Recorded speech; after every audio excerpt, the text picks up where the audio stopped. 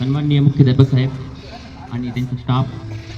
खरं तर सर असा विषय आहे, मी कोणालाच घाबरत नाही, 10 दुश्मनाला घाबरत नाही, ही वस्तू समोर आली मी घाबरतो. मला बोलायचं नव्हतं, पण तुमच्या शाळेचं नाव मी खूप ऐकलं होतं, पण तिचा योग आज या कार्यक्रमानिमित्त मला बघण्यात आला, त्यामुळे मी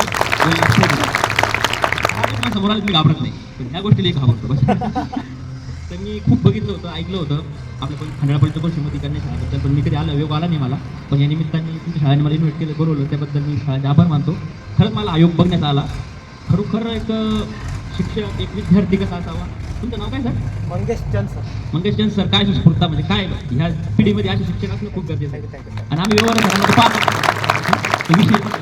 थँक्यू सर. खरंच एक चांगलं कवा आहे तुमचं पीटी करण्याची, म्हणजे एक ऊर्जा निर्माण करून पीटी करून घेण्याची एक ती कला मला एक चांगली आवडली.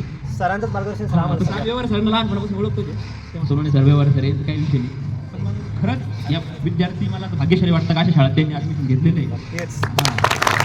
शिक्षक तुम्हाला लाभले, खरंच काहीतरी याच्यातून घडू शकता. आता आम्ही तर बघितलं तुमच्या स्पोर्टमध्ये चांगली मुलं गेलेली आहे ना सर, नॅशनल लोक सर तुमच्या स्पोर्ट्ससाठी सांगा यांना. आणि बघितलंय आम्ही, सांगण्याची गरजच नाही, तुम्ही ऑलरेडी तिथपर्यंत त्यांना नेऊन ठेवलंय. राठोड सर, मला असं वाटतं आपल्या खंडाळा पंचकुली कुठली शाळा नाही अशी. हां, नॅशनल गेलं तर आमच्याच नाही वाटतं. बरोबर. हां, आपल्या गण शाळा आहेत खंडाळा प्रत्येक, पण अशा नॅशनल लेवलला स्पोर्टचं माहीतच नाही. आम्ही ज्या शाळा शिकलो ते आम्हाला पण माहीत नव्हतं. ज्यावेळेस आम्ही बाहेर गेलो त्यावेळेस आम्हाला ती कला लक्षात आली. पण मग तुम्हाला आतापासूनच हे शिक्षक ही शाळा देते, तुम्ही त्याचं सोनं करा एवढंच सांगेल, आणि थांबतो बाकी काही. मला बोलायला